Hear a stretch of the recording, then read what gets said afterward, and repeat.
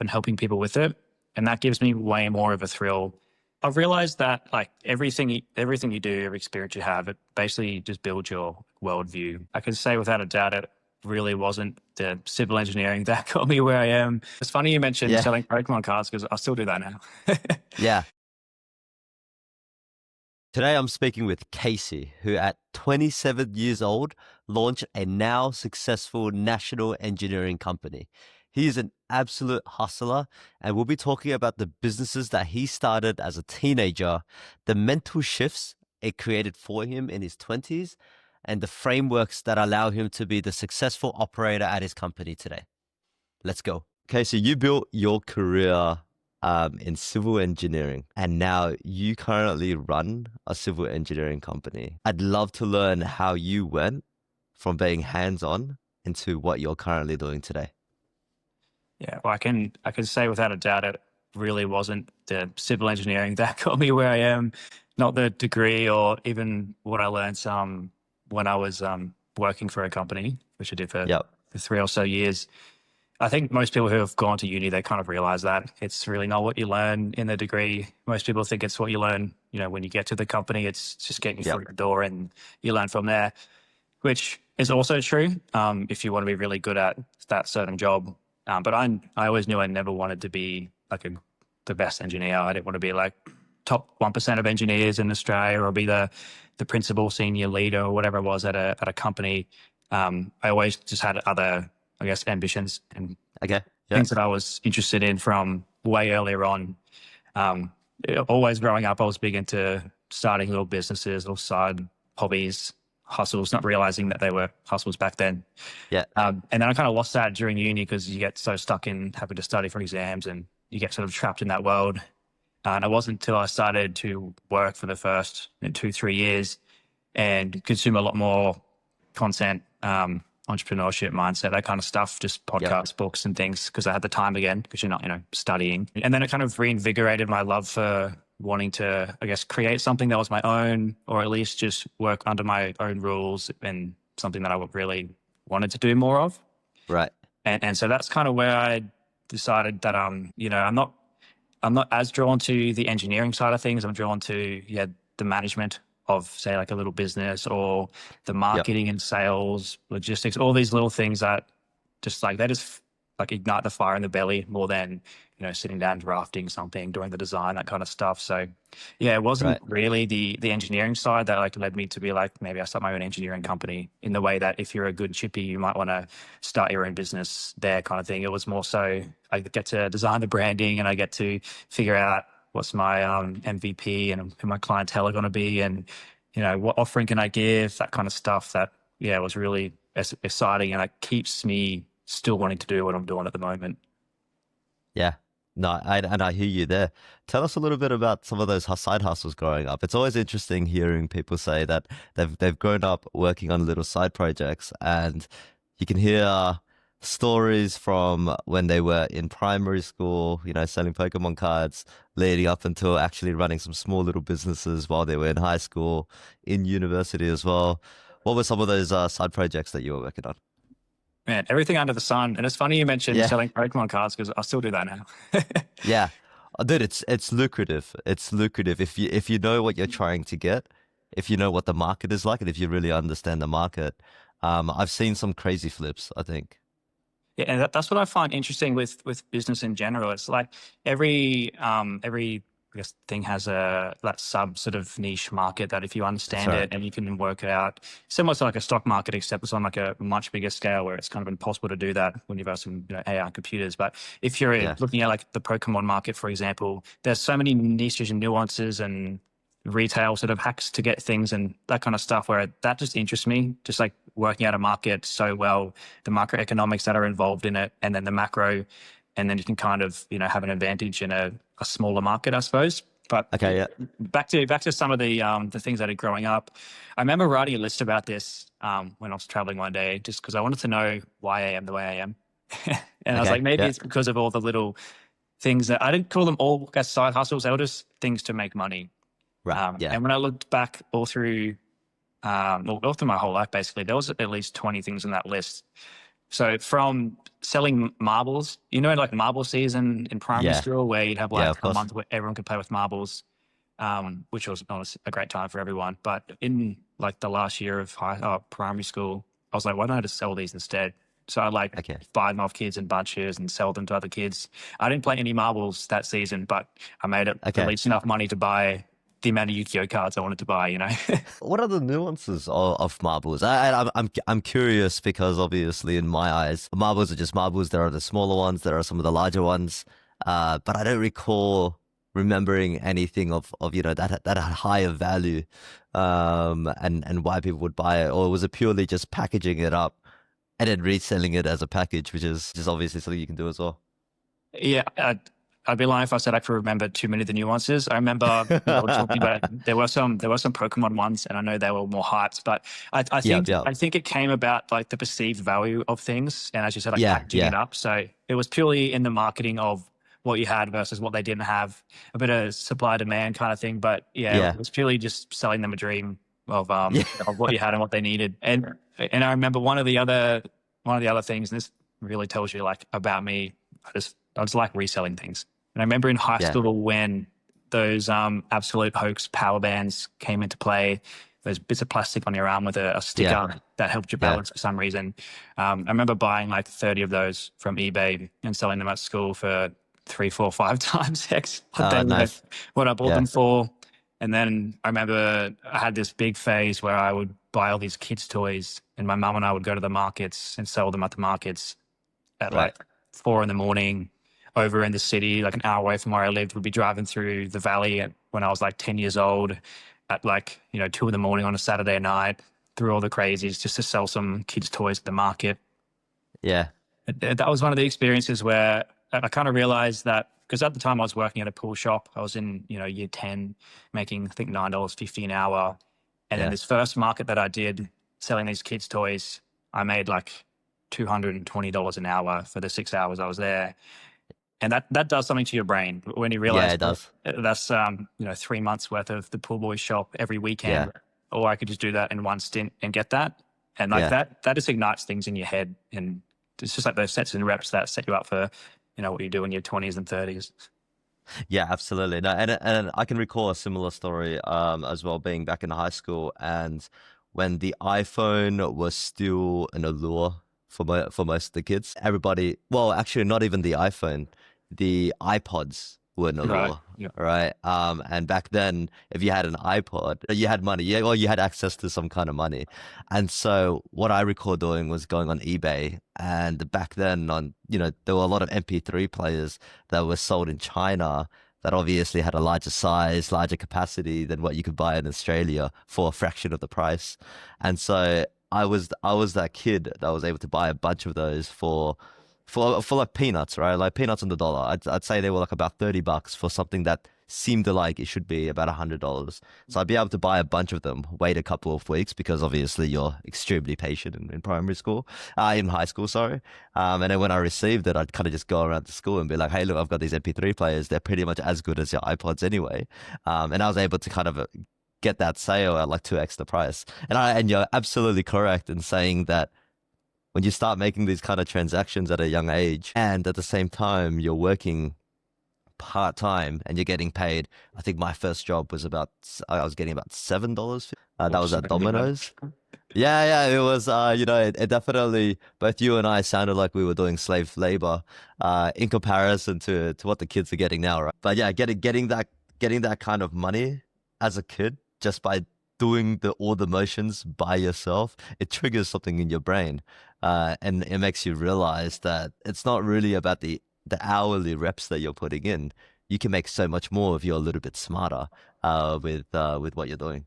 And I don't think you would have realized that at the time, but that's probably why you would have got into sales later in the future, or at least had an ambition to do something that was, on your own terms. Because I've realized that now, and a lot of, well, not many friends, but the few friends that did kind of similar things, Mm, if it's like flipping things on Marketplace or right. eBay or whatever it is, just finding value in something somewhere else, and then that arbitrage situation where you can sell it to Yeah. another market, like different local market or international.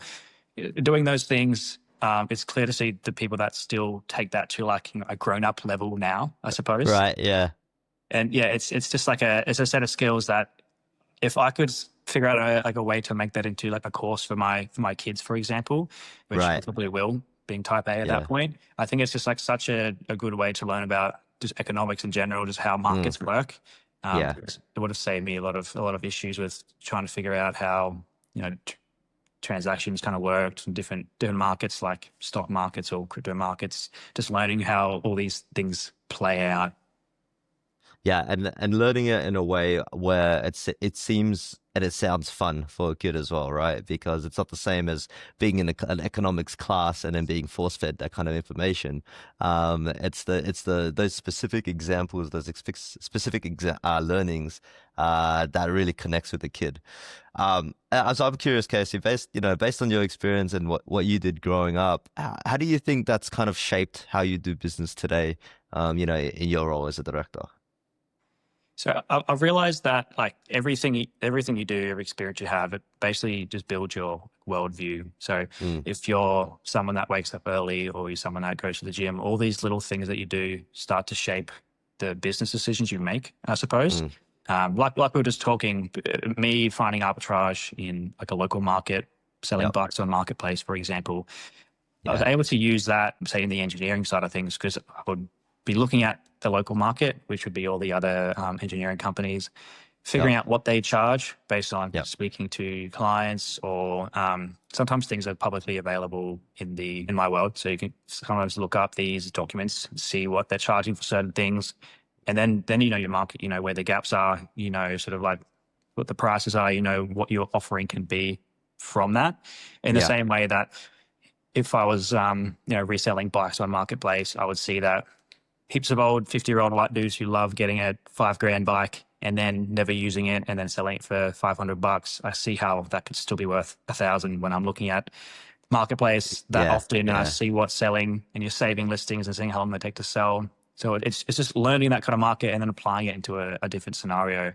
It's just one of those. It's one of those business problems, and we can talk about this as well. But I think it's a Ray Dalio theory that there's only 20 or 30 problems that exist in anything in the world, and they just kind of get rewrapped in the different context to what you're looking at or what business you're in.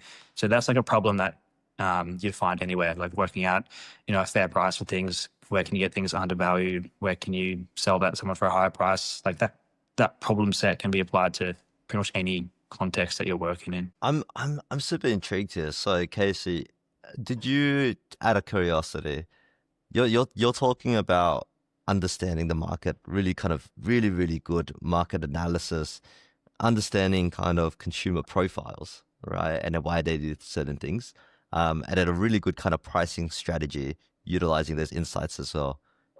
Did you ever learn any kind of frameworks, or were there any kind of formal training for you to kind of pick that up? Or are these just things that you've just picked up along the way based on your experience, your background, and what you've been doing? Well, like I mentioned in the first question, like this is not something you'd learn in your degree. Yeah. It Yeah, depends on yeah. the degree, maybe business related stuff, because obviously I didn't do Right. that. But there's a reason why like the real world MBA is like, it became like a movement in notion after like that kind of book came out. It's because there's Yeah. so much more you can learn from just operating, just doing things, just taking jobs, just experiencing the world, building that worldview. That's like way more important than you can learn on a course, especially if you're not able to, practice it straight away. If it's just like you're just learning, but you're not able to execute it. I can tell you none of these things that I learned from really sitting down and researching it unless I was able to, execute it at that same time. And that goes for pretty much anything business related. Like I've done a fair amount of marketing, branding, copywriting, all these different things that, I don't have a formal education in any of that. And then going into sales and going into supply chains, it's just the experience of doing it. It's just sets and reps. It's doing those things when you're younger, or when you're at uni, or even when you first start, that eventually when there comes a point where everything aligns, you're ready to make a move, or like you're sick of the job you're at, where you've had all these little experiences along the way, that you can put them into something, put a bit more gusto into it, because you might not have the full-time job anymore. And it's kind of easy from there, to be honest. It's hard in terms of the hours spent and the drive and passion to keep going with it, but in terms of Yeah. like the output, as long as you put a couple solid years into something, Yeah. I just think that you'll get there. From at least from my experience, from not knowing what you're doing, if you dedicate the 2 years, you have like that patience. You basically play the marshmallow test on repeat. Like eventually, you will get something that at least looks like a good product or it's viable. And if it doesn't, that's kind of the point where you could probably make the change, I suppose. Well, it gets you to a decision, right? And I think I'm a big fan of Robert Greene. I've been reading Robert Greene's two books, both Power and Mastery, and I think Mastery reinforces that point pretty well, right? There's some really good examples and stories of obviously the people who are like experts in their fields, scholars, artists, etc., and the time that they spent to get to where they are from pretty much zero experience is about 10 years. Right? If you dedicate yourself, let's say up to 10 years in something, there is no doubt that you are an expert there. But mate, where I was going with this is it just sounds like, there's a lot of resources online for these kind of things. People spend a lot of money for this. People spend a lot of money to understand business operations. They spend a lot of money to understand what a pricing strategy is. Why do they need to consider a pricing strategy? But it sounds to me like you're just somebody who gets it, right? You did the work, you've learned through experience to the kind of the trials and tribulations, and got into where you are today without actually having to, spend all that time doing the hard theoretical learnings because because people would kind of try to skip the steps of the practical experience and try to just identify the best practices online and then try to apply that in the day to day. And don't get me wrong, like I have spent like a lot of time consuming content around this. Right. Like we were speaking about Alex Hormozy before we got on, and he's someone obviously in the sales world that's it's just pivotal and even like groundbreaking for some people. Like for me, not having a sales background, but being interested in any aspect of business, so being open to any type of content that was intriguing. Listening to a lot of his stuff, when he speaks about like the value equation, for example, even other things in his book about creating your offer. Reading those things, it was like groundbreaking kind of stuff, and I really enjoyed it. But I never had any way to actually apply that yet, and it was only, and that's kind of an issue with a lot of, a lot of consuming content is that it becomes passive inspiration. You don't get to action it, or you choose not to action it, depending on what it is.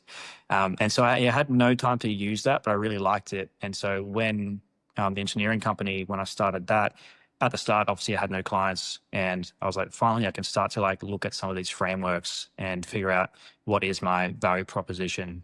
What is my value proposition as a person and also as the company, because the company being just me, like it is very much a personal brand. In that sense. So like, how can I tell myself, what does my value equation look like? So don't get me wrong, you do need to consume all that kind of stuff, but I think people just try to do it just too quickly. Like for example, I think it's from reading something to executing it's going to work perfectly the first time, but you might not even get to apply what you've read for years until it becomes a point where you can. Yeah. No, I completely agree there.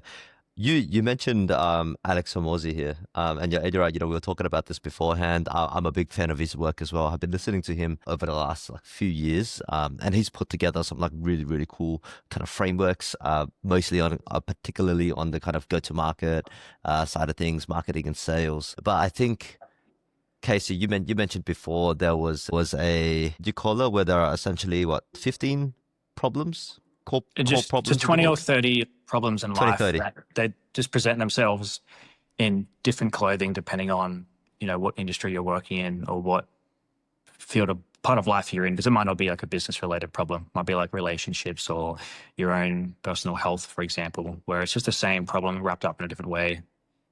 Oh, interesting.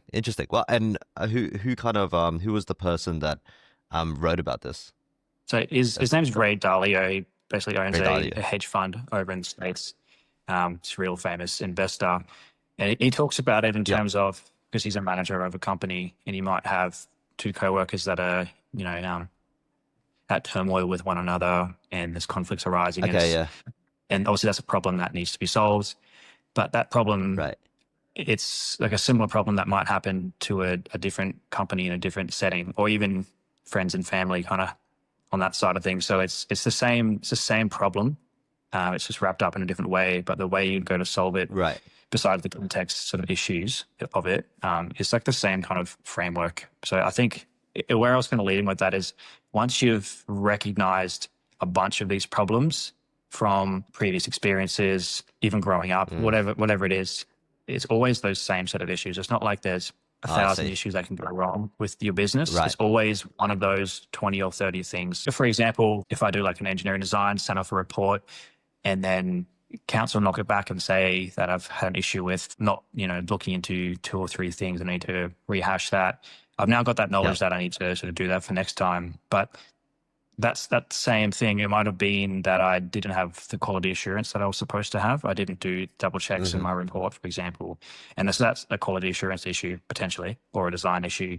Yep. So they're 2 issues that can, be applied anywhere, no matter what you're doing. You could have like a design issue where you haven't thought about design, which it could be the design of a meal plan for someone trying to lose weight through a personal trainer, or it could be the design of a concrete slab. And same with the QA side of things. If you're building a concrete slab out on a work site and you're like a concreter, and maybe you didn't double check some of the ingredients you put into it, like the mixture, for example. So like it's the same QA issue. It's just can be applied anywhere. So as soon as you start to recognize those, it stops the anxiety when an issue happens, because you've already solved it somewhere along the line, most likely in your life. And it's just sort of unwrapping it and seeing, oh, it's just like one of those issues. Oh, it's just like that. Or it's just like it's just a QA issue, or it's just like 2 people not liking each other, or it's a communication issue, or you can kind of just understand what it is. Interesting. Okay. Yeah. So obviously there are some minor contextual nuances to each and every single issue, but at the core, it's probably going to be a very, very, very similar issue that you've been presented with before. And I think kind of hearing you say that out loud, it sounds a little bit like, from, in a sales kind of capacity, and you're talking to a stakeholder and they're talking about all these problems that they've got about this business, and every conversation is different. Every company is a little bit different. Every use case is a little bit different. But at the end of the day, it's always going to lead back up to how does this impact, revenue, and how does this impact our bottom line, or how does this cause risk to our company, as kind of like the big 3. That is the overarching problem that somebody is concerned about, irrespective of the broader case studies and the examples or the scenarios that they present. Yeah, it works well in sales because, as you said, there are like very defined problems, because it's those, and there's way fewer when it comes to like the, the interaction with the client and what they have, risk or financial kind of thing. So they're like quite obvious. And once you've dealt with it a few times, different deflection techniques, or, different ways, maybe not deflection techniques, but, different ways to, address that issue. Because not like every company cares about, their bottom line. Every company cares about de-risking a new software or venture they take on. So I think it's just an important thing to be aware of too. When I think about it, it's more so reducing stress. So especially if you're someone in a position of, I don't want to say power, but say like the person who's like the leader, the director, you have all of that stress of everything coming onto you. And you obviously can't be walking around like a ball of stress all day, because you won't get anything done. That's and right. you'll be showing your company that, we're stressed as a company now. So it's a way that you can deal with that disruption a little bit easier, just recognizing that we've dealt with this before, just with the different skin on. Mate, it's a really great approach. Aside from Ray's kind of like problem, 2030 problem kind of framework that he has, do you have any other skills or frameworks that you've picked up, from, and it could be from any time up until now, that you still continue to use, that you live by, that kind of helps shape, your thinking, your decision making, or anything else? One of my favorite ones I always come back to is direction is more important than speed. And direction is more important than speed. Yeah. Yeah. It's simple to grasp, luckily, because I'm not really good when they're a bit of a tongue twister. But as we've kind of spoken about, it might take a few years for something to get off the ground, especially if you're, and this was my situation, a lot of others, if you're working some kind of a side hustle, you can't put the 40 hours a week into it that, you wish you could, because you've got a full-time job, you've got, kids, other commitments, whatever it is. So you're not able to go full speed on something. You just need to make small make small decisions that like are in the correct direction, even if it takes a bit longer. There are some nuances to this. Like obviously this doesn't work as well in a tech startup sense because that move fast and break things. It's obviously important to sort of move with a lot more speed in those settings. But for me, in my experiences, and obviously this is purely based on, my own anecdotal experience, but because I've been working in like a traditional service-based business, the engineering, it doesn't matter how fast I move. It's more so, do I make the right move? Is my new fee proposal in the right direction of where I want my pricing model to be, or the communication that I have via email and the like advice that I give, is it in the direction that leads to like the branding, the image that I want to have for myself? So just inching closer in the right direction instead of just zigzagging real quick, jumping from thing to thing, like, oh, now I've got to do TikTok content, or now I need to go harder on LinkedIn, or now I need to do this, and then jumping between things instead of just focusing slower on the things that are going to have the most impact rather than whatever like is the hottest thing at the time. And funnily enough, I think it was actually Russ, the rapper, who said that in one of his songs, and that was the only time I've ever actually heard it, and it's just stuck with me. What was the do you recall what the lyrics were, like verbatim what he says? It literally is direction over speed. That's what he says. Yeah, I don't remember the exact song, but I know if you're like a entrepreneurial business growth minded person, you need to listen to him because it's like a course in self-confidence. It's a course in business. Each one of those like beautifully spoken lyrics is like, this is a business quote right here, but it's disguised as like a rhyme. Right.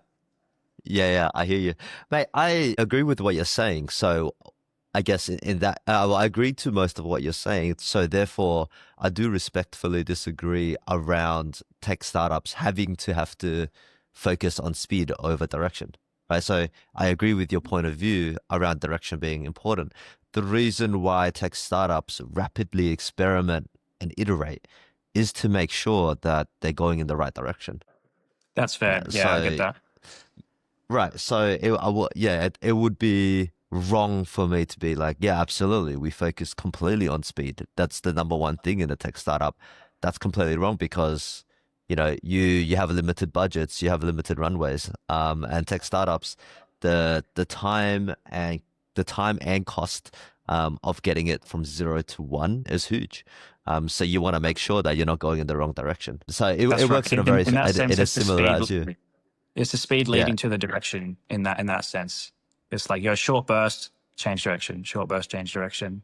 It definitely makes sense in that context. It's not something that I've, it was only in the lead up to this when I was thinking about that as being like one of my favorite, I guess, idioms to follow. I was like, oh, there's definitely some nuances to this. So yeah, I'm sure there are quite a lot more that, not as applicable. But yeah, I only speak through the experience that I've had in the types of industries I've been in.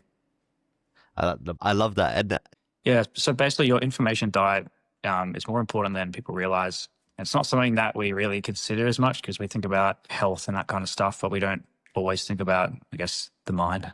And information diet's like quite important. Like what you consume is going to be how you act, the people you surround yourself with, and that kind of thing. So yeah, I think it's pretty important to think strategically about the stuff that you consume because you do become, a walking resume based on that, as well as like obviously the clothes you wear and the type of vibe you want to have physically, but also when you hang around with people more and you become a certain way from what you've consumed, you get a name for yourself for certain things. Like for example, with me, I'm not a typical engineering founder. You can tell by clothes I wear and sort of even like my age, for example. When I go into meetings or if I meet someone in person, even just like sending through email, because they see my photo, for example, in my fee proposal or my email sign off. So I want to be perceived in a certain way. And so that's purely up to you how you want to create that. And because I haven't got the physical appearance of someone who would probably be a typical CEO of a conventional engineering company, I get to choose if I want to make that more fun and casual or be really professional with the way I speak. And to bring it back, a lot of that comes from what I've consumed and the interviews I've heard or the podcasts I've listened to, being like, I want to be more like that person. I want to be more like him. I want to be more like her. I want to sort of make my own being based off all these things I've, consumed over the days. Mate, it's super interesting. So what I'd like to do is expand a little bit further into this, right? Because you're right. This is something that a lot of people don't take into consideration. I'd say that leaders naturally understand the importance of this, and they kind of pick it up along the way. But there's a lot of people who haven't had that kind of experience, and they don't really kind of consider it. And we're in a world where we're bombarded with so much content, so much media, and people are consuming so much without even considering the impact that it has on who they are like neurologically. Tell me a little bit more from your POV around kind of around the information diet and your POV on this. Well, you'll start to see the theme that everything that you need to know to be a good business leader typically just comes from expanding that worldview and the things that you pick up. So this is one of those things that you're not going to get taught. How to present yourself and your aura and your vibe and the person that you want to be isn't going to come from, sitting down in the classroom too much. You'll learn stuff, but then you need to be like actively executing that. But in terms of the information diet on its own, you'll notice with yourself, it's quite subtle. But if you watch, say, I grew up watching like a lot of like the In-Betweeners, for example. Yeah. And I remember it's actually a bit of a never before told interesting story, but I used to watch In-Betweeners a lot in high school, loved it. But I felt myself assimilating more to, the slang that they would use or the way that they would act. And I think most people would agree that's not a really good way to act with your friends or with parents or in, just in public in general, because they're nuisances. They're not really respectful of anything. And at the same time, I was watching a lot of Vampire Diaries. Okay. Which is a great drama, but they would be like super eloquent with their words. They would have they'd be meaningful. They'd be direct. People would do things based on the way they would talk or act. And it was like, it was sort of typical drama where they could actually have real emotion and you build character development based on that. And just confirming, Casey, you're not referring to Damon, are you? Because I don't think Damon embodied that classiness until maybe towards the final seasons. Exactly. See, it changed, and you could see like the way that he was being towards the end. It changed from the start, and the contrast is quite important there. Yeah. But like he was quite eloquent and charismatic, That's true. I remember watching so much in between is that I'd have to be like, okay, now I need to balance this out and watch some Vampire Diaries before I go back to school and start just subconsciously acting like an idiot because of what I've picked up, even if it wasn't, I guess, intentional. Just I didn't want to either dumb down my language too much or just be too like brash. So even back then, I kind of realized that what I was consuming was becoming what I was like. Yeah. I think this is important, right? I mean, in a similar vein, for me, it would have been instead of the In-Betweeners, it was South Park, and I can relate. Yeah, and it's the same kind of concept, right? It's like zero F's given to society, to their friends, and at some point you start to believe, oh, this is normal, this is fine, right? Given how popular they are. Now I'm trying to think about what helped me, or what I used as a reference, to be better. I thought Vampire Diaries was great, but to be fair, I only watched it recently. I don't know, when I say recent, in the last like decade or so. Was it Gossip Girl? Maybe it was Gossip Girl. Maybe it was something else. But you're right. There was something else that I was able to use as a reference, to help me understand that there are different ways of kind of changing people's perception in a good way of who you are, and you can do that by the way that you act and how you want that personal brand to be. How about as you got older? How about, after university, working in engineering, what were some of the things that kind of helped shape, let me rephrase, what were some of the things that you kind of took in your information diet, media that you took in, that really kind of helped shape the way that you built or you started to build your personal brand? I know you obviously mentioned some of the podcasts and the people that you listen to, but expand a little bit more about this, because this is an interesting topic that I think people don't really kind of dig that deep into, but it's hugely important. And I say people that you speak to on a day-to-day basis when you catch up with somebody. I think it was actually a huge catalyst for me. How I mentioned I was quite, not that I knew it was entrepreneurship when I was, in primary school and high school, but the business stuff I was really interested in, creating projects. And then when I got to uni, because you're just so tunnel focused on exams and doing the engineering thing or whatever degree you're doing, I kind of forgot that I had like a love and an interest, I guess, in the business entrepreneurship, finance kind of world. So it was only when I got to the engineering job and I was, you're a grad and you're kind of doing mundane tasks, sometimes for 4 weeks. For example, I was just doing CAD work and it was really mundane. Right. And that's when I didn't even know how it kind of stumbled upon it, but it probably would have been someone sending me a link to something, I think. And so I started to watch the Tim Ferriss show, like his podcast on YouTube, and Gary Vee. Started to watch a bit of that stuff. Oh, yeah. And before that, I'd never listened to podcasts or really know what they were. This is around 2018, just for context. And just to be clear, like I still watch South Park and things like that, and obviously in between. But it's kind of like you just have to have a conscious balance of like, what you're consuming. But I started to consume more of that stuff and listen to like full audiobooks because I was 8 hours a day doing the most mundane stuff that I could easily listen to a book at the same time. So I listened to like 4-hour work week and a few other things in that train. And that just like reinvigorated and like re-sparked that I could do entrepreneurship stuff now, or I could start like a real side hustle rather than just, selling records or whatever I was doing at the time. I could actually create like a little business. So like the mix of, say, like that Tim Ferriss, where he's kind of like how to be like super effective and whatever you're doing. Right. And Gary Vee, who's like a very marketing, business, sales, like make something, like make shit happen, just do something. It was watching all that that really re-sparked like a timeline of when I was going to stop doing regular engineering. And I think I even set like timeframes where I was like to myself, if I'm an engineer for more than 10 years, like I've failed in my life kind of thing. Right. Yeah. And not in a bad way that I'll stress myself out about it.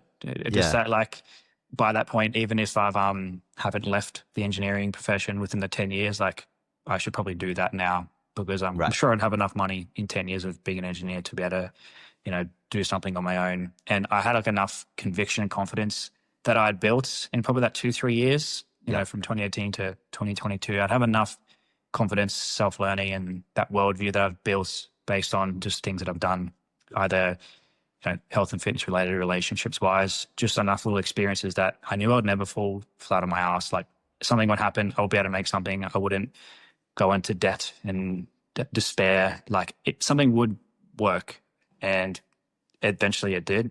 And I wasn't even thinking that at the time, but I always had the thought that, I'll quit after 10 years and something will work. Eventually something will stick, and I'm not even right about it. I have so much conviction that I'll get something out of it. Awesome. Did you, and this is a bit of a deeper question here, but getting the conviction, building your personal brand, really being influenced by these leaders to kind of take things in your own hands and drive that entrepreneurial passion. Did any of this stem from kind of internal factors like, family, close friends, or let me rephrase. I guess those would be external factors, but your close external factors, family and friends, close friends, or was this all purely driven by you? And I say this because, there's a lot of people that have come from like different walks of lives. Some people are very lucky where they've had family, parents who kind of came from that kind of background, right? And like financial management is one thing, something that we don't need to dig too deep into, but it's equally as important. These things get ingrained into these people, and therefore when they grow up, they become aspiring entrepreneurs because they've learnt it, right? And it's just become an inherent trait. Some people didn't have the opportunity to learn this from things that were close to them in their environment. And so they had to go out of their way to really kind of pick these things up along the way. What was it like for you, Casey? Yeah, I actually really like this question. This is something that I have pondered for a fair amount of time because, as I mentioned, I wanted to figure out why I am the way that I am. Right. And part of that was looking at my family, and I wouldn't say they were big influences of this.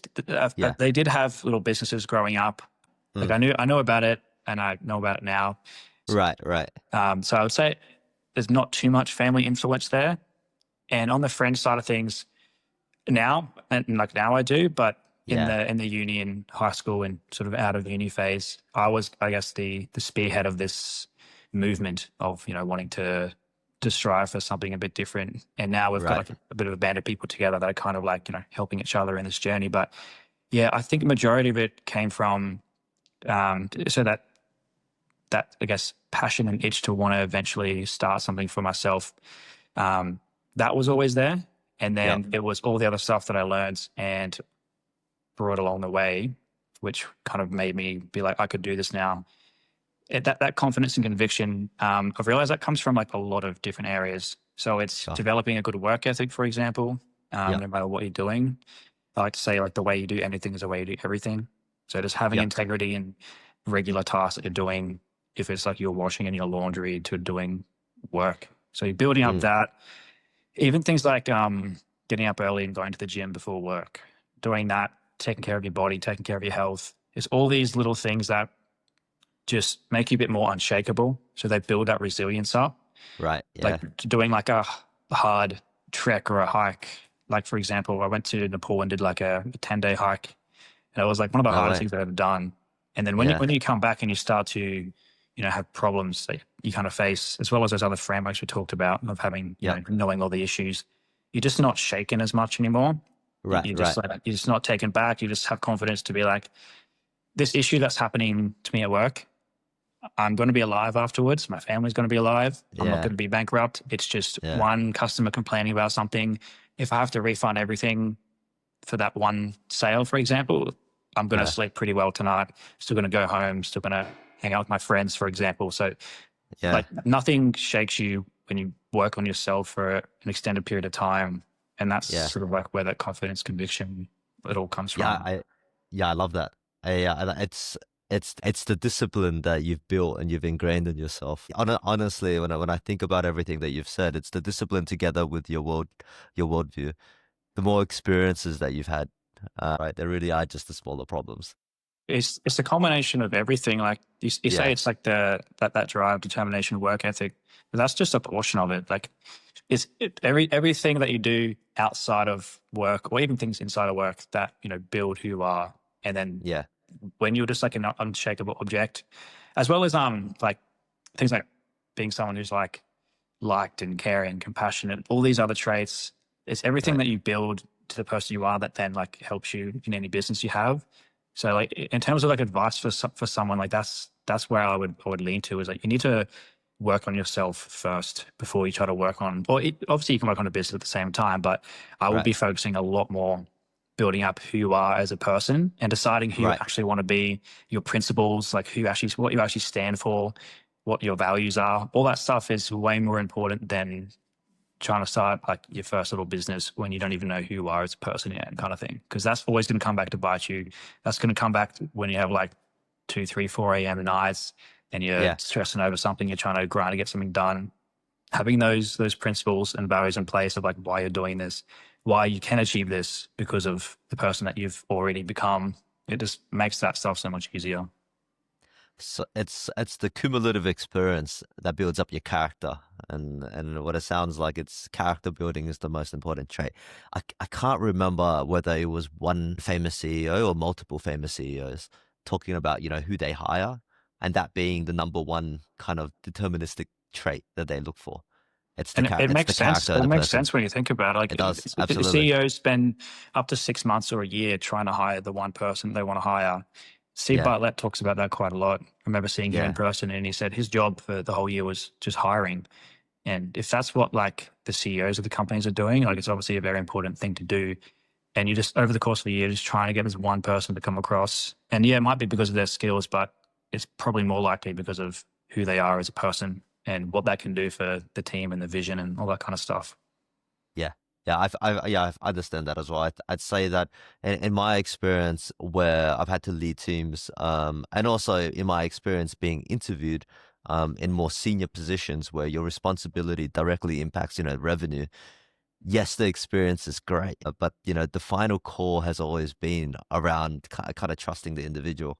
And you can really only trust the individual based on the characteristics that they show, the traits that they show. It's not about Yeah, right. whether they've delivered, whether they can tell you a really good story about what they've delivered as a project, or a really good story about the targets that they've smashed, do they have those innate traits that even if they weren't successful quantitatively, they can kind of build up to be that successful person for you and your company?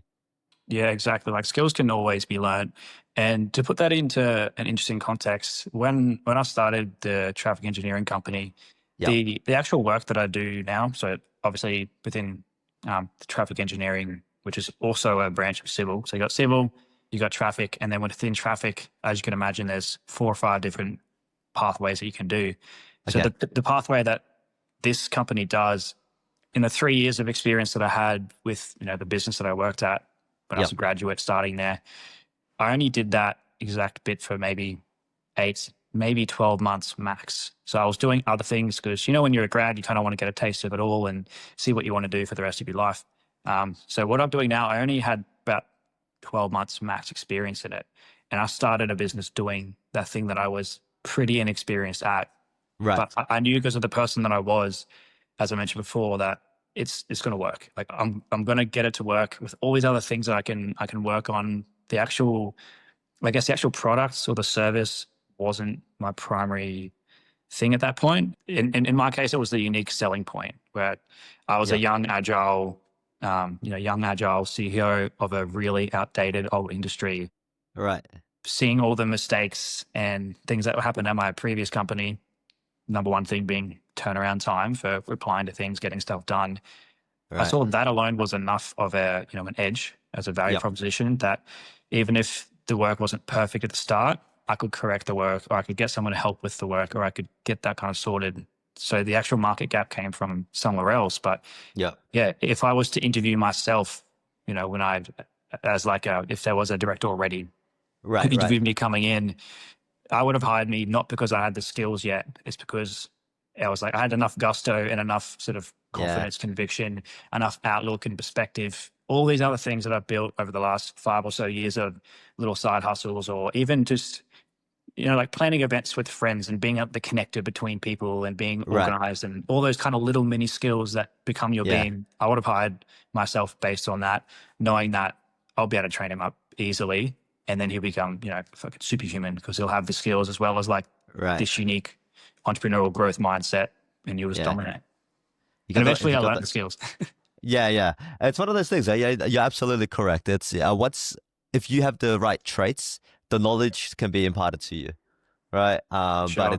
it's much more difficult to provide knowledge to somebody who just doesn't have what it takes to action and to execute on these things. Yeah, So you have to know how to learn correctly as that's well. right. It's like you can be given a bunch of knowledge, you can be shown all the tutorials, but if you haven't developed your own framework of how to learn, not that I Yeah, have a great one better than anyone else, but I've at least know the best way that I learn, and yeah, so even that's important in itself. yeah. No, I love that, mate. Well, we're gonna start closing off the conversation, and what we like to do here is to kind of go through some quick fire questions and really for you to provide some really quick advice for the audience. Right? Are you ready for these? Yeah, I guess so. All right, fantastic. Now you've touched on one of these already. So I wanted to kind of follow through with based on what you've shared today and kind of reflecting back on your experience, your mentors, the people that you've worked with. What was one of the most underrated advices? What was one of the most underrated advice that you have ever received that was actually next level for you? Mhm. Might need a minute to think about that. Really advice. Yeah, I've already spoken about a few decent ones, haven't I? Yeah. Give me a sec. All right. One of the things my main mentor told me back when I was working at the previous company is about patience. Obviously, Patience. patience is very important. Everybody kind of has their own grasp or perspective on it. Yeah. But the patience he particularly was talking about was in terms of the work output and when you ask for a raise. Because Yeah. with our new generation, myself and then the next generation, so millennials and Gen Z, we want Yeah. everything really quickly. We want to Yeah. see progress really fast. So it comes back to what I was saying of putting 2 years into something before you know if it kind of works, at least in a traditional business. But doing that in whatever job you're at, because everybody likes to work at a job now for 6 months and be like, I deserve a pay rise. Like, why do you fucking deserve a pay rise? You've been here for 6 months. You have no Yeah. loyalty. You might have been doing well at the job that you were doing, but that's just doing your job, or maybe Yeah. doing a little bit above. But I think that people just think because of the way the markets in certain industries, but most professional services, because the industry has moved quite quick salary wise, Yeah. because of supply demand, other macroeconomic issues. Everyone thinks that's how it is, that you get a raise every year, or that you Right. can leave a company every year and get 5 or 10K more over here and over there. But it's like it's a short term, shallow kind of outlook into a job that you're going to be doing for 50 years. I think it's more important, and obviously it depends on your managers and if they, understand this, but they probably would if they're 10, 20 years older, because they've lived through different cycles. Putting more work in for a longer period of time and not just expecting to be given things on silver platters. I think that's Yeah. kind of a bit lost with our generation. It's like that old school work hard mentality, which had no working smart. I do understand that. It was purely like a work hard mentality. But I think not expecting things just because you've done, one good move, and actually just putting in more work, putting the head down and actually developing those other aspects of you, like that, working hard and not asking for a raise every 2 minutes, but like showing why you should get one, building up a portfolio of what you've done over a more extended period of time. You'll have way Yeah. more bargaining power at that point. You'll have way more leverage, rather than the person that does one good thing and is joking about like, when am I going to get my raise kind of thing. Yeah. Yeah, no, it's interesting hearing you say that, because I completely agree as well. And sometimes when I speak to some of my younger peers, it becomes a challenging debate. I think instant gratification is something that has been more ingrained in our generation, even more so for the next generation, so Gen Zers, Definitely. and then Yeah. even future generations, right? It's just unfortunately how the world is moving at the moment. And I think there's like a deeper challenge here to kind of getting people to understand the importance of patience. I struggle with it as well, right? We all do. Yeah, for sure. We run multiple projects, and sometimes I'm sitting there like twiddling my thumbs, and I'm going, mate, like it's been a couple of weeks, like I want to see some results now. And even sometimes at the point of considering to forego some of the longer term Mhm. impacts, of doing this, just because we've just been kind of twiddling our thumbs for a bit of time. So I Exactly. Yeah. understand that.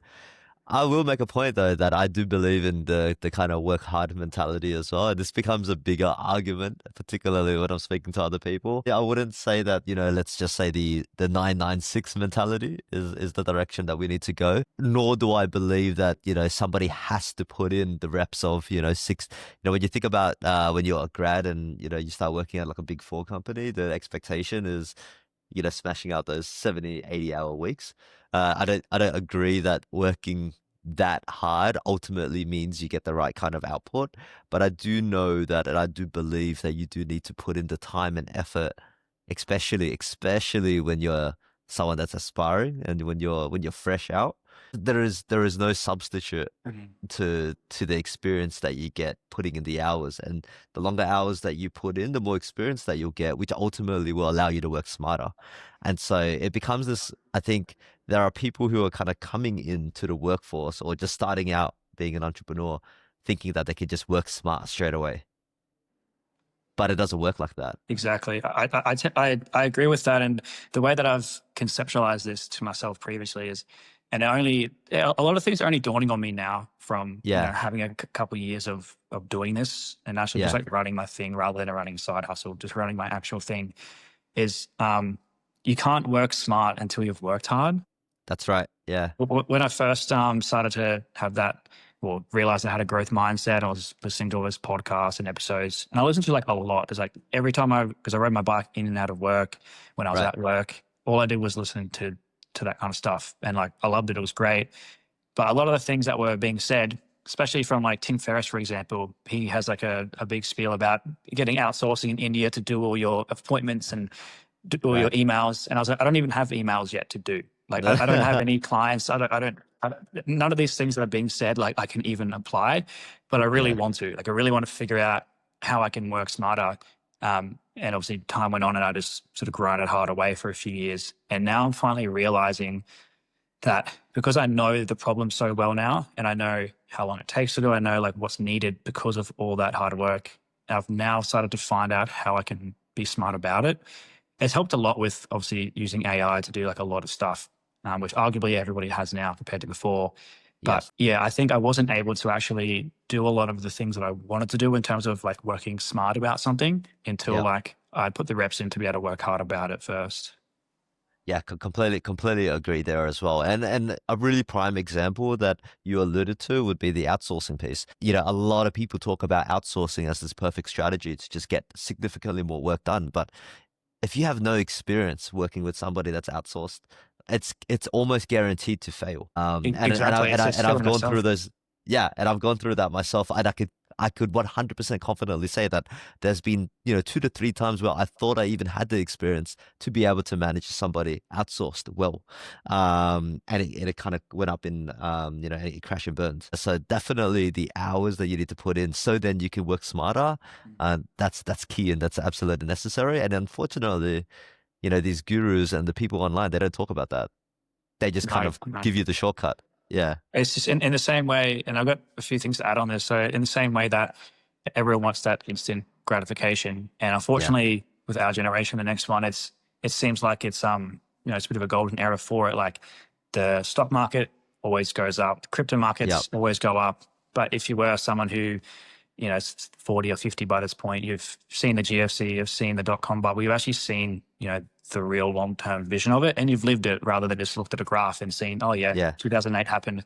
But if you were to live through that, not that I was, aware of this at the time, but, it took multiple years for it to finally sort of, like the market to get back to where it was Yep. pre-GFC kind of levels, which seems to happen a lot quicker now. Like when COVID sort of came back, it happened within, a quarter of that time or even a fifth of that time to come back. But it's just knowing that things will take a longer period of time, not always be so quick. And then the Yeah. other thing I wanted to add on that, and this is what I see a lot of, like, not so much my friends now, but my friends 5 or so years ago and Sure. other people, in the same way that they ask for raises really quickly, like Yep. getting a 100K job is not going to solve your problems. Yeah. Like if you're on 80K, 90K or something like that, and you work as a, consultant somewhere and you're like, I want that 6-figure job or whatnot. It was a Right. dream for most of my friends and myself, obviously, when I Yeah. was at uni. Be like, man, as soon as I get like a 100K paying job, like I'll be set, I'll be great. That's it. Yeah. It comes and goes. Yeah. And like, because you're fighting so hard to get like a 5K raise, you're trying to interview somewhere else, you're trying to like ask for a raise after that 6-month mark. After tax, you're not getting 5K. And Yeah. if you look at it on a weekly basis, it might be like 30, $40 that you're getting It's extra a nothing. week. Yeah. It's really nothing to sing home about. And it's always going to be time in the market. It's always going to be, make that salary for 10, 15 years and use your money well. And then, you're Yep. going to be at that point you thought you were going to be when you get the six-figure job. Like it's Yeah.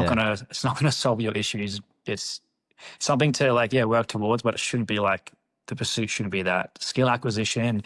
And also, trying to figure out who you are as a person. That's going to pay you way more dividends Yeah. in the future. Like it did for me.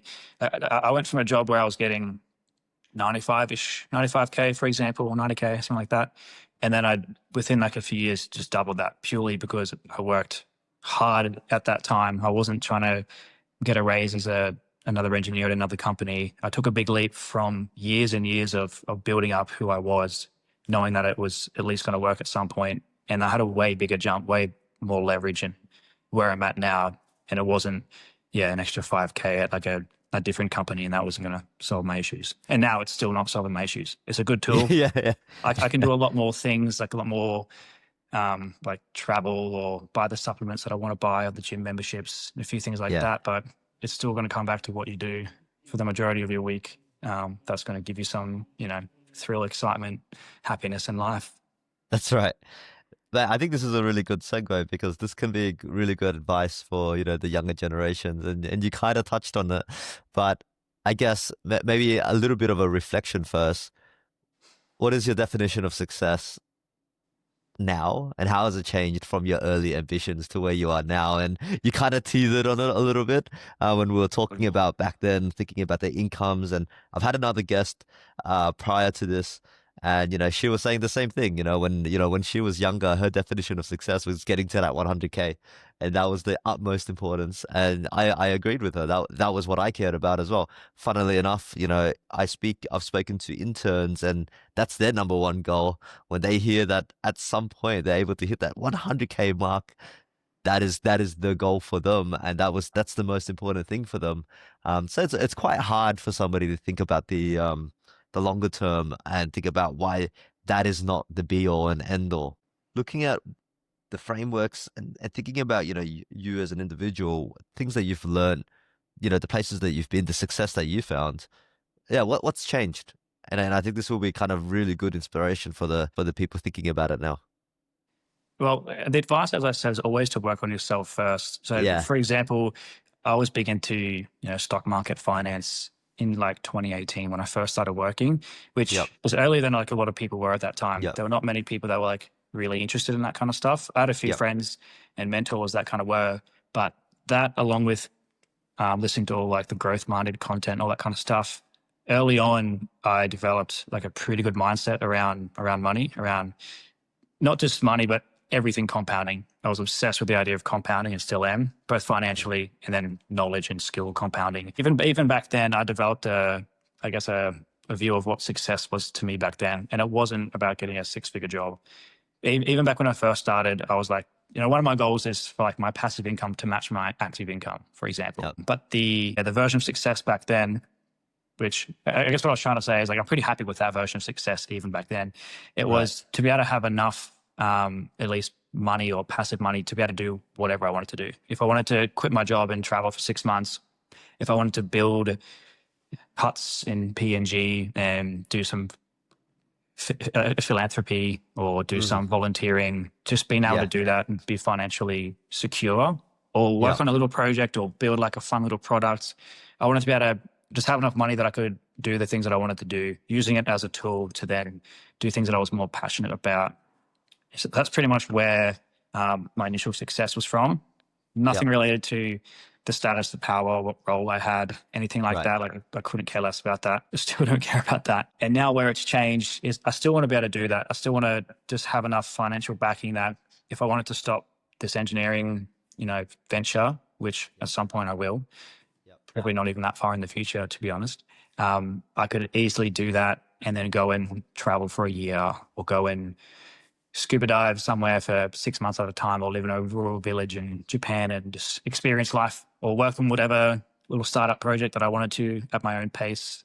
So that's still there, but the part that's changed now is I want to be able to use the financial backing that I'm able to accumulate over 10, 15 years to be able to do anything and everything for like my family, like be able to like retire my mum or be able to go on holidays with her and just pick her up and go do that kind of thing. So being able to actually like use that to help the community around me, which extends to friends too. Like I remember coming up with a little quote a few years back. I haven't really like pushed this sort of quote too much to pretty much anyone, but I had this random quote one day where I was feeling really like proud of the boys, and I was like, I haven't made it until all my boys had, kind of thing. Oh yeah. So at some point I want to be able to use, if I am lucky enough to have, say, a lot more resources than my friends, be able to help them out with, if they're trying to pay for a wedding, or they're trying to go on a holiday, or we're just going out to dinner. Like I want to be that guy, like, I want to be like Drake, where he's like, I'll pay for the dinner. I'll pay for I'll pay for this, purely because that'll give me a thrill to do that, to be able to help someone, because like as soon as you get to a point where you have enough money to live the life you want to live, and for me, it's not a crazy luxury life. It's just be able to just pay for all the health and wellness stuff that I could imagine, all the top tier living kind of stuff. And then the rest of it should be used to help the people out that have, been around me. So that's kind of where my version of success is at the moment, where I'm thinking it is. Yeah, no, I really like that. Funnily enough, I came up with something similar as well. I wouldn't say it's a quote as strong as yours, but I do recall a conversation with one of my mates. It was something to do with finances, where I was currently at the moment. And my mate kind of just called out like, are you happy? And I'm like, you know what, I'm pretty happy at the moment, but I'll be happier when I can support and when all of us are in the same boat, And I think that, what you said just then kind of struck home there. But as a bit of a side note, so just to kind of clarify here, you're saying even as a young gun, right? What you didn't what you didn't care about is the finite number of what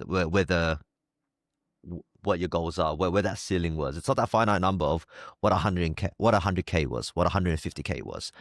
It's really about thinking long term and really thinking about where do I need to actually be, so that I can live pretty much a wealthy life. Wealthy life, by definition, being free and being able to buy, go wherever, whatever you want, essentially. Yeah, That's what I took that's the away. freedom of it. Yeah. Obviously, like having a high paying job is going to help get there quicker, but it doesn't really get people there. It's everything else you do to, like, say, investing in property or shares and other things like that. It's that stuff that's going to eventually, because of like the leverage in property, for example, it's that stuff that's going to get you there sooner. So I less tied that version of success to a number in the bank or a number that I was getting salary wise. It was because similar to what I said before, I always knew that when I stopped doing engineering, I would eventually start something, and I just knew it would succeed because I knew I would put the gusto into it enough that it eventually would succeed. So if I quit engineering and wanted to start like a clothing brand, for example, this is like thoughts I had back in, say, 2018. I'm like, I know that eventually it'll work, and eventually it'll be fine. It could be a bit of, false reality and just sort of like pie in the sky dreaming kind of stuff. But I knew it was less tied to whatever like salary that I was going to bring home now kind of thing. I just knew like the happiness was going to come from having enough money to support whatever of that venture fun thing that I wanted to create and build and put my time into. Yeah. And another point to add to that as well is, while potentially that next job move or the next venture that somebody goes through, purely on the financial basis, you might bring wealth in form of income, but you're not going to bring wealth in form of, say, happiness, for example, if your primary goal was to make money. If you push yourself to go and get that job promotion to get that extra 20K so then you could hit that X number that you had at the back of your mind, there's been numerous occasions and numerous experiences, both anecdotally as well as from mates, where after getting into a role like that, they realize that, oh shit, I've now just increased my workload by 3x and I'm still doing something that I hate. And so therefore, am I actually wealthy? Am I actually happy? No. Am I able to spend that extra money? Well, it's not even that much when you break it down on a weekly basis, like you said as well. And you think of the hours you work too. Like if you're a FIFO worker and you get your first like mining job and you're like, sweet, 120K a year. That's right. I've only got to live away from home for most of my life and work 10-hour days. It's worth it, right? Which obviously good to do it for a period of time. I'm not mocking that. Like there's a period where I tried to quit the traffic engineering and get a mining job purely to do that for a 2-year period and use the money. But yeah, it's like if you sign a contract and you get your 6-figure job, you won't live that every day. You won't go to work every day knowing that this day is, 6 figures worth of money. It's like, it costs the entire year of what could be a horrible life for an entire year just to get that extra after tax, maybe 10K extra, That's right. You're forgoing so much just to get a little bit more into your pockets, which doesn't even line up that well. Casey, we'll wrap up this podcast here, and I'd like to wrap up with one last question, which is kind of like looking a little bit ahead, mate. What are you doing now? Tease us a little bit about where you're potentially going, whether it's with the firm, whether it's following some of those entrepreneurial kind of pursuits that you've had since you were a kid. What's next for Casey? Well, as you can probably tell, I like the business side of this engineering company that I'm running more than the engineering itself. Yeah.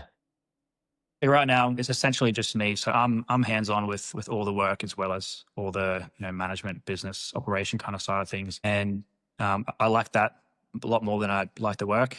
And I could expand this business and have an employee or two, or at least outsource that potentially. Something I've considered. But right now, I just have my systems so well that I can do things like pretty quickly. And I'm kind of happy to keep it being, glorified business, just a high paying job kind of thing at the moment. That's something that I've actually changed my opinion on too, just as a side note. I thought you always had to, follow a passion to be, to like continue doing something. But I'm now of the opinion that you can do something purely for money for a short period of time. So if it's something that there's an endpoint to, you can do that without having so much thrill in the work. So that's currently where I'm at, where I don't get a thrill from designing car parks day in, day out, literally day in, day out. But I'm happy to do it. sacrifice it, even though it's not like I obviously hate what I do. Like I love the outcomes and the personal side of the clients and like the business side, but I know there's like an end date to it. At the moment, I'm working on I guess a natural skincare brand, because Nice. in personal life, for at least the last decade, I've just been huge into health and wellness, all into the nuances, optimizing every tiny bit of morning, evening, daily routines, anything that can, just give you a bit of an edge on like your lifespan, I guess. Right. So I've been building a bit of a brand around that for a while, which I hope eventually will take over the engineering, probably looking at maybe 3-4 years. As I said, direction over speed. I can only work on this on weekends after work. I'm quite aware of burnout after doing this, or doing like, side hustles for enough time. So like, I'm happy to take it slow, give it the 2 years, still, enjoy my life in the meantime without going too hard on it. But yeah, so I do see an end date. Hopefully I'll take this, and it might not only be like a skincare brand in the end. It's just kind of the first product that I ended up bringing out. But because I'm so passionate about that, I love helping people with it, even at a personal friend level. People ask me what I put in my food, or what sort of gym workout I do, or just even like little nuances. I just get so into that kind of stuff and helping people with it. And that gives me way more of a thrill than designing the car parks. Getting someone to tell me that they were able to take out one of the niche exercises that I had researched and told them, and it helped them with their like knee problem, for example. Right. Like that gives me way more of a thrill. Or Yeah. someone buying some of the skincare and telling me it helped with their psoriasis or their eczema. The thrill I get from that, of a $20 sale, is way more than the $5K job that I get designing a car park, for example. So that's where the passion project, like I have conviction that it will become like a good business in the future, and will become something that I'll get to do day to day and run it the way I want it, the products I want, work with the people that I want, collaborate with who I want. And that'll be, that's kind of the end game at the moment. If I could dedicate my whole life to like helping people live longer, I was like, how could you want more than that kind of thing? More than that, yeah. It's the I love the impact statement there. I guess then, Casey, for anybody that wants to have a chat to you about this, whether it's if you're happy to kind of open your inbox, open your lines for people to talk about longevity, to talk about health in general, or to talk about your skincare products. What are the best ways for people to reach you? What's your preferred method? Well, I've got a general rule about this, and not even just health and wellness related, but even I've had like chats with people about, not that I know a lot about it, but enough for like a base level, probably investing and that kind of stuff, just financial advice. My general rule is, if you're willing to sit with me and I explain everything, or like give you enough, an hours long conversation with a whiteboard session like in here, and you actually action the things that I'm going to tell you about, I will always take the time to help someone do it.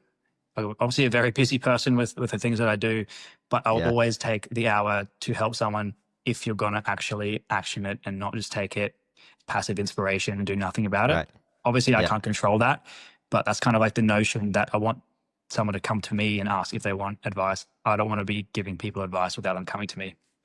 So take that with a preface. I love helping people if they're actually like going to put some gusto into it. In terms of reaching out, obviously either my really just personal Instagram, or the if it's like the health and wellness stuff, I suppose you could go to Pursuit of Peak on Instagram. I think it's just separated by dots. But either way, you obviously talk to me about whatever on my personal account as well. You don't have to speak through the business page, for example.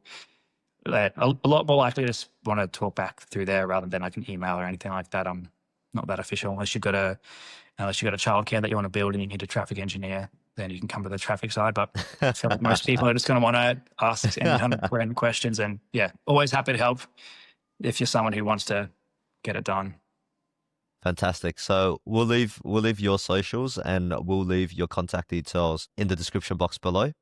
And people can reach out, and if they want to have a chat with you, then you're always open, as long as they're willing to. They really want to make an impact. They really want to take action, and they're not there just to, I don't know, just take time. Which I feel like anybody listening is going to be like that. So it's already pre-screened, pre-filtered. That's right. It's not supposed to be like a pressure related thing too. Like obviously I'm coming from a lens of friends and family that might ask me something, and I'm like, I'm happy to delve into this for the hour, but I want to see some action after it, Fantastic. I hear that. All right, Casey. Well, mate, we appreciate the time that you hopped on today. Really appreciate the insights, the stories that you have shared as well. And mate, hopefully you'll come back. Maybe we can have another session. We can go a little bit deeper on Vampire Diaries. That's what I've wanted all along. Yeah. Awesome, man. It's been great. Thanks for having me on board. And yeah, till next time. Yeah, fantastic, Casey. Thanks for that, mate.